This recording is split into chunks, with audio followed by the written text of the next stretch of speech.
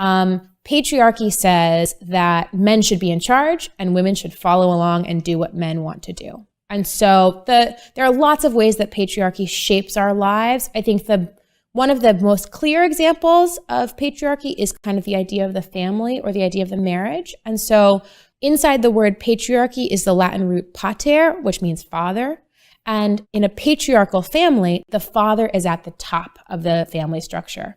So the father's in charge, maybe the mother's up there, but she's kind of following along, and then the kids are down below.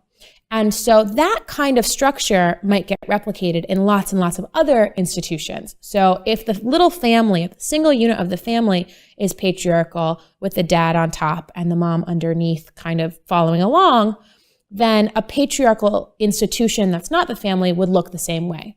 So a patriarchal government structure would say the men should lead and the women should follow along. When the late 18th century, when the United States was founded, we had a patriarchal government structure because women couldn't vote. So the men could lead, the men could tell the women what to do, and the women had no voice. They couldn't vote, they had no choice really but to follow along. Other structures like that might be like businesses or work environments in which the men are the bosses and the women are fulfilling other kinds of duties that are also important but are not valued as highly.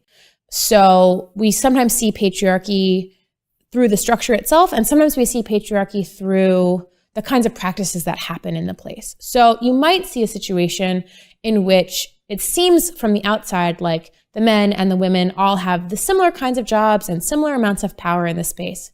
But if the men actually get to do whatever they want, and the women kind of have to tolerate bad behavior or tolerate being called names or things like that, then even though it looks from the outside like everything's hunky-dory, actually it's a patriarchal structure because the men still have more power than the women.